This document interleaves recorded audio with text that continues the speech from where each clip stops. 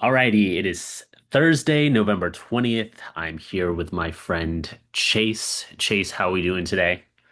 Good. We're doing good. Good to hear. It's a beautiful day in Atlanta, is it not?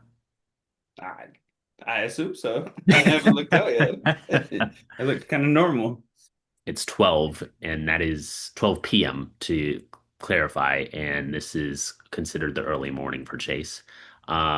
So we've had a couple things happen over the past couple weeks, or I guess week and a half since we last spoken. For starters, there was a vote on the Epstein files. Looks like they are potentially going to be released. A lot of controversy there because there seems to be a lot of conversation about immense redactions, which is why Trump has suddenly changed his tune. What are your initial thoughts on the Epstein files? Do you feel like we're actually going to get the real Epstein files, or are we going to get a very, very muffled, clean version that does not include Trump? Yeah, I mean, I'm sure we're gonna get um some sort of edited version. I mean, obviously, like in general, that's probably what we were always gonna get. Yeah. But also, I think there's gonna be one where it's like, I mean, it's probably gonna be sporadic. It's not gonna be like everything's released. Like they're gonna try to take their time with it and like releasing everything. So I think, on that front, it's gonna be still a much longer battle. I do think it's interesting how you have basically the tides turning. Everybody was like, well, we know how this is going to go. So everybody, I mean, one person literally voted against it, which is funny, I guess, in some way, because like, everybody's like, no, no, they shouldn't. Oh, actually, now that we're going to lose, might as well. Right. Like, which is interesting. Like, why were you fighting so hard to keep these things hidden? And did Um, that one person not get the memo that they were all voting yes? Like, I feel like I would have been, no, there was some explanation that I didn't really buy. what was it? Um, I, I forgot. I think it was basically just more or less like the something about innocent people, but clearly not the people that were victims. I don't know. It was some argument that I just didn't really buy. Clearly nobody else bought it either Yeah. because everybody knew how, I mean, um, clearly there was pushback enough, but I think once kind of Trump caved in, everybody else was like, okay, now we have to cave in now too. Yeah. Which I mean, should have never been a fight anyways to protect people who have abused women. I just think that that's kind of crazy, but I mean, We've known clearly this it since happens. 2016, though, with the Trump administration. I mean, immediately when that video came out of him saying that he was going to grab them by the pussy, you had to expect that. And now all of a sudden, there's this resurgence of this video of him saying, like, he got away with being able to walk into the dressing rooms of the women at his pageants. Like, suddenly, that's been like really big news over the past couple months. And it's been brought back to the forefront. And like that was literally on the Howard Stern show. And that was something that was released before the 2016 election, and people still knew like he was that guy. And like some of these women were as young as 16 and came out and spoke out against him and saying like, yeah, we felt really uncomfortable with what he did. And he knew that they felt uncomfortable because he said he got away with things like that. So like the whole abusing women thing on the Republican Party side is just that's nothing new. But go ahead. Sorry, I digress. Yeah, I mean, clearly there's also been like, I mean, we have to admit like there's all sorts of figures who I'm like, you were conversing with Jeffrey Epstein, like that's kind of scandalous. Like, Larry Summers, who advised, multiple presidents, but also as a teach professor at Harvard. And it's like, yeah, that's probably not the place for you. Yeah. Um, but yeah, I mean, I think and not to say like every single person who ever chats with Jeffrey Epstein was like an awful person. But I do think like clearly after a certain point, and doing all your research of the people that you're around and things like that, you would assume you would figure out these things. And, over the past, you know, 20 years or so, these stories about Epstein have probably like circulated, and then also, him being charged and things like that. Um, I think, you kind of knew who he was in some way if you Yeah. were around him enough, especially in the way in which some of these people were. Um, but yeah, I mean, I think some of it is just like an old boys club always. If we're being honest, like, there's plenty of Democratic politicians who are just as scummy with women, and they've gotten away with it too sometimes. Now, they don't always, but sometimes it's how you play it, or whether there is any pushback against you.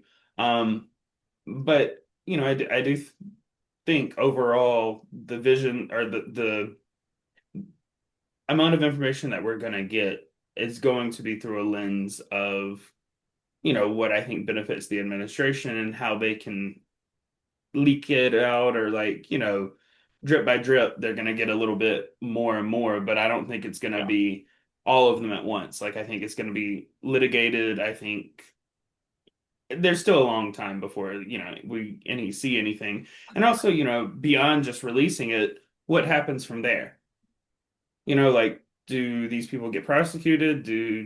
Is there any, further investigation? Or is it like we all know these things that come out in these files, but no real court cases or anything like that? So I think Right. that's also something to like look at. Yeah. I mean, because I was listening to a conversation by like an attorney saying like, yeah, there's at least 20 credible um allegations that like once things start to come to light, they'll be able to start talking about those court proceedings like in public. Mm, And so I don't know. It is very fascinating to see how people are starting to move, like especially like the Republican Party, because like I feel like there's just been like a huge shift of like this is fake, Democrat hoax, or mhm. there is no list to suddenly like there is a list, we're gonna now release it, and it sounds like it's going to be heavily redacted, and there's not going to be like a ton of information. It very well could be what we got like last year under the Biden administration when they like released the flight logs, right? Like it could be something as simple as like, Mhm. we had what was who was it that the guy in the wheelchair, um, Um, the guy that can't speak, like I'm blanking on his name right now, but he was in the Epstein quote mhm. unquote list because I remember there just being like a whole bunch of memes about that situation. Yeah. And it's gonna kill me. I'm gonna remember it as soon as we get off the video. Mhm. But yeah, Stephen Hawking. There we go. Yeah. I knew I was gonna remember it at some point.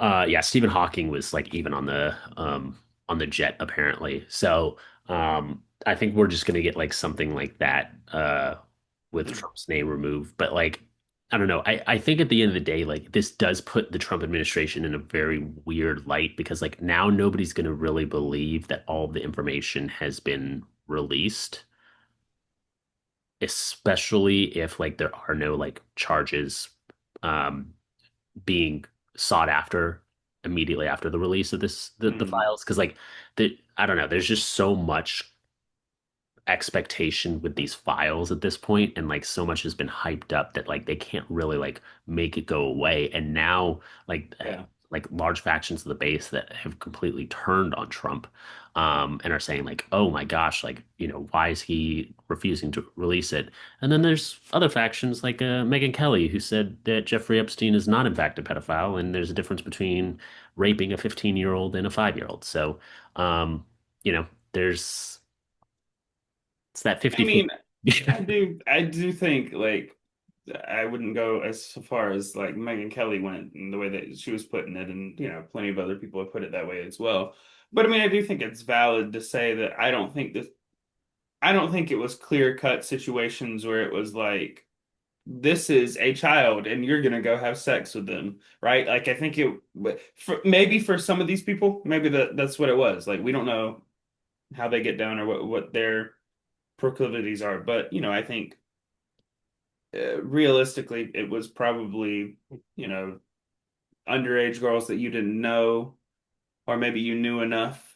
at a certain point, but you just didn't care, right? Like, Yeah. it was like at first it was like just gonna be some girls.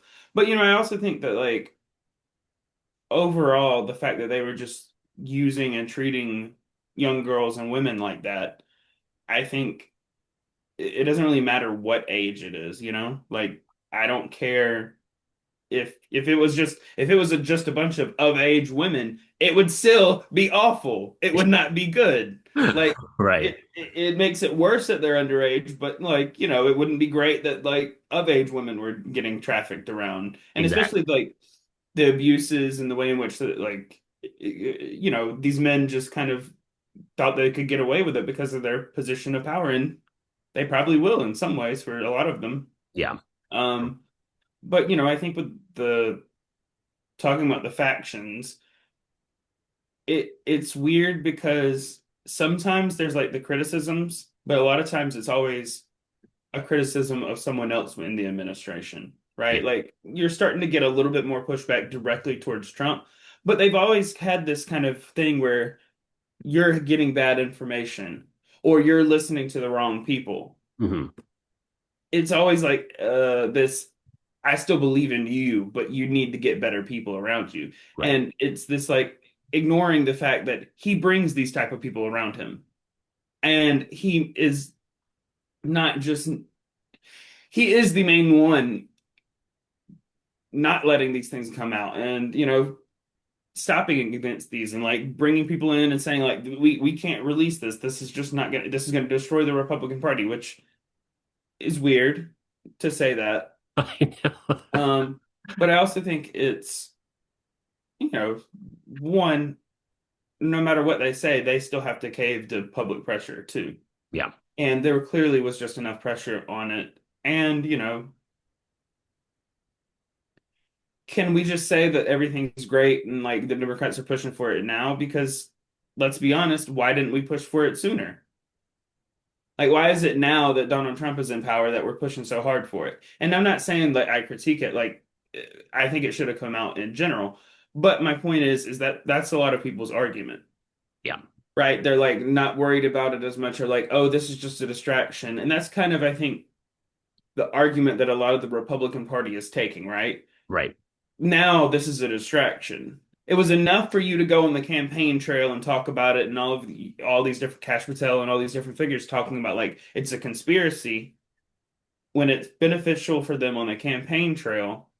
But then the next year it's, well, that's a distraction now. That's a distraction. Like we can't pay attention to that. Like we need to talk about how great things are going. And it's like you can't even get into that because then that's, also not true. Um, You know what I was gonna say? So my take on the whole Epstein thing, I think that you and I discussed this earlier, is like I think that Democrats do need to be a little cautious on like how they move because like once this quote unquote these files are released, there's going to be mhm, like, a lot of pushback, blowback, but like I think that that list is going to be a lot smaller of people that are actually guilty than a lot of people are expecting. I think that they have these high expectations that there's just this underground cabal that runs everything that mhm, traffics children, and is taking advantage of like people like innocent people, which I just don't think is true. mhm. I think that there was like a handful of like people that are really creepy and Yeah. weird that were involved with Epstein on a very serious way. And like I think Dems have to be careful with how they pitch this because like what happens if like once this is released and over the next couple of years people don't feel confident that everything was released, right? And being like, well, we thought that the list was going to be a lot more comprehensive than this and like there was going to Mhm, be more people involved. And then all of a sudden the expectation is that the Democrats have to eventually release the list.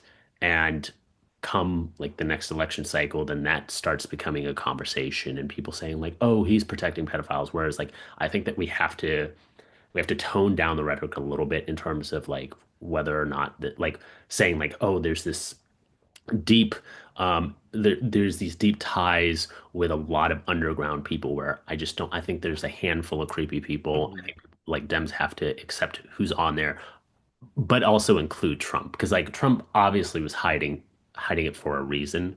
And I think that's just because like I said, I personally don't think that Trump himself engaged in any kind of pedophilia, but I do think that he was aware, and I think that he was close enough with those people that it makes him look bad. Um, Mm. and he was indifferent. So I think that that's my mindset with the whole thing. But yeah, Yeah, I mean, I think we'll see what comes out and all that type of stuff. And I think whoever it is, right? Like if it's any particular dim official, quote unquote, or like Republican or anything like that, like one, you have to have like an actual court case and a proceeding, right? Like you can't just assume that every single person's name who pops up in the file, because I mean, when you're a wealthy man like that and like have all these connections and things like that, it's like, yeah, yeah, you're probably going to run into a lot of people. And especially with, the content, what they were conducting and like who they were kind of talking to. Do I think everybody's going to be exposed who did stuff? No, I don't think it's going to be fully comprehensive either. But, yeah, you know, I do wonder like what actual steps are there to deciphering these files, hmm right? Do they just release it and it's like, here's a bunch of stuff, but it's just random names, or is it just like particular files and you know, it doesn't give the full picture? But unfortunately, like I don't know if we'll ever fully know. It's like one of those things with like the JFK files, right? Like release more files because people can't accept that it was just this one story, right? Like they always are going to keep going for certain conspiracy theories. right, And I think one, you also do have to like at a certain point, it's like you can't just be like Epstein, Epstein, Epstein, like okay, like policy wise and things like that. And this is from a standpoint of like the Democrats can't get up every single time and say, well, you're protecting Jeffrey Epstein, and then it comes out like it's Bill Clinton, right? And we just let him go speak at events again, right? right, You can't say that. You can't do yeah, that. So it's like there will have to be a sacrifice from both sides in some ways. yeah, And I don't mean like actually sacrificing those people. I mean, you're gonna have to make decisions, but about just clarifying they're not the ones to target, but you're gonna have to clarify, what we stand for and if these people who conducted and did bad things are still allowed in our club or whatever just because of those specific things. yeah, And I think Dems do themselves no favors when they just basically say, well, so and so, like when they use the same arguments that Republicans make, hmm it just makes you look weaker. yeah, Like, I think, unfortunately, if you get into the spotlight and things like that, you should kind of be held accountable. And sometimes that's painful. Sometimes that means you're excommunicated, basically, and you're like a pariah. yeah. Now, obviously, I think it can go too far, but I also think that like for some of these things and the way in which people have gotten away with it and kind of made the arguments they've made, something should happen. I agree. All right. Shift away from the Epstein stuff because I know I want to say that last week we didn't speak about the government shutdown. Um, thoughts, prayers? I don't know. What are your do you feel like Democrats actually came out on top? I okay. Let me pitch you my idea first because I think that I'm a little torn on how exactly this is playing out, right? Like I don't think that Dems got what they wanted. I think that they ended up caving and but I think that it was almost in part intentional because they held out for as long as they possibly could. Then people really started to get impacted. And the reality is Mm. that once these ACA benefits do expire, then premiums are going to skyrocket for over 20 million people. And then when that does happen, there's only going to be one person to blame, the Trump administration, because we all saw that Dems held out for as long as humanly possible and said, "Oh, people are going to be impacted by this, and it's going to make benefits so much more expensive." So I think that the Mm. Dems, there's a part of me that thinks like they kind of caved, knowing that they're going to be able to pitch this whole, yeah, look at these benefits expiring, and now look at Mhm. all of your premiums be like skyrocketing and everything becoming more unaffordable. Yeah, I mean, I think there's always going to be a point at which probably a timeline in which people would have to have broke. And I just say that not to say like I understand why people feel like it's a cave, and I understand where people are coming from with like talking about those things, but you have to occupy two mindsets, a Hmm. partisan mindset and a nonpartisan mindset. And most nonpartisan and just normal people, they don't care about all those different arguments. All they know about is that when I go to the airport, it's hell. Yeah, When I go and worry about like people not being able to, feed their kids and things like that, that's not a win for anybody. I agree. And I think sitting there and continually playing it as a rat race, as like who's further ahead, who has more, and like wins, is just not like it's not conducive to actual governing. And I think at the end of the day, you have to kind of capitulate at certain times. Now, I personally, which there's different arguments to be made, I maybe would have held out and saw if they got rid of the filibuster because they can get rid of the filibuster for all the judges and things, other things like that, but they can't do it to feed people. They Yeah, can't do it to get legislation passed. And honestly, get rid of the thing. Whether it's Republicans or Democrats, it's stopping anything getting done in this country. And a yeah, lot of people, I think that's the intention. They're like, oh, we have to stop this tyranny. And it's like, I, I don't know if the system's going to completely hold in some ways. yeah, And like, or hold in a way that's going to be comfortable for people, right? And I right. think that's another point you need to start arguing because after a certain point, if people aren't delivering results and like legislators aren't legislating, then people kind of lose faith in the system overall. So I think it's balancing those things and like understanding like clearly what the Senate and the House and the work that they're doing, it's not fast enough Yeah, anymore. And I mean, I think honestly, for years, it's taken us where we almost have to have 60 votes for one party or another to actually deliver anything.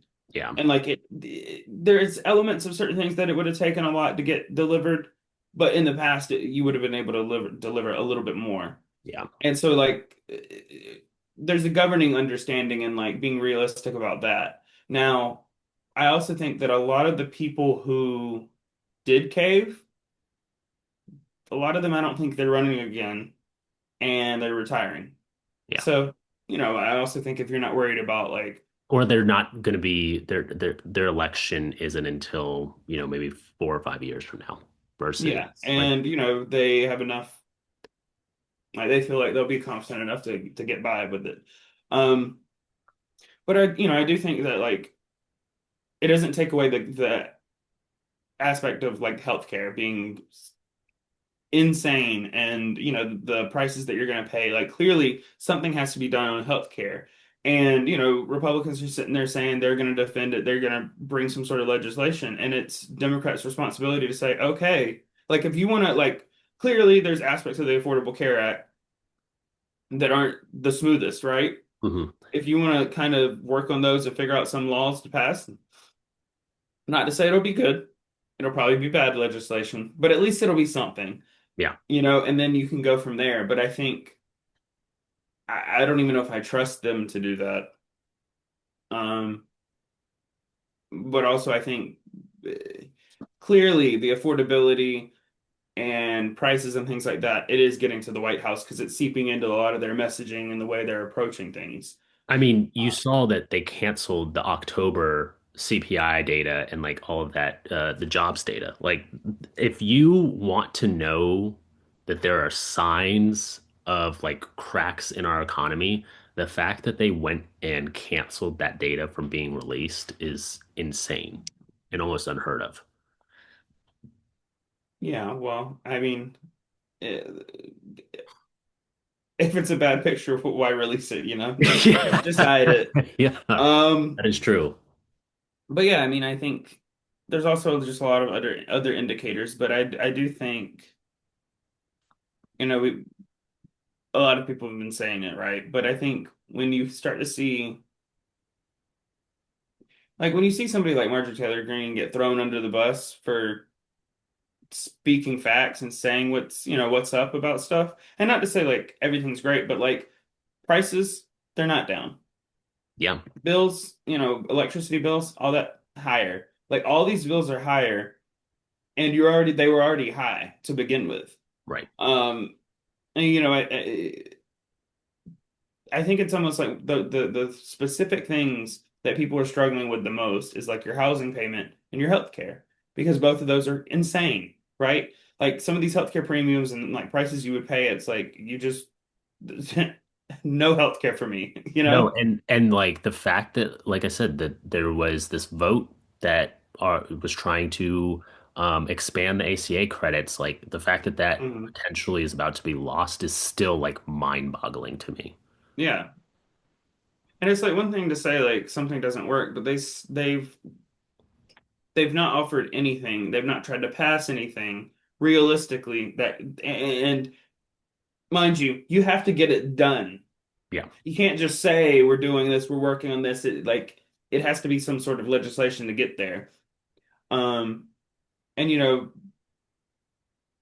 I think like some of those main issues like that are some of the biggest worries for people overall, yeah, right? Like uh, ignore the partisanness and the noise and all the like different like this issue, this issue. No, it's if you cannot make a living and afford your life, you don't really care about a lot of the other stuff. Now, it's not to say that those aren't important issues, but I do think like when you kind of focus in on those two and like what they kind of represent, it completely changes the way your approach, and you begin to realize that like I have to deliver. I can't worry about like the noise or just like acting like I'm delivering. yeah, The prices at the grocery store have to go down. yeah. The prices on your bills have to go down. Um, and maybe, I think the more demanding people get, the better results I think we'll get, honestly. That is true. Alrighty, well, that concludes our show for today. I appreciate you as always, Chase. It was good talking to you, and we will see you next week. Please like, subscribe, and do all the cool things.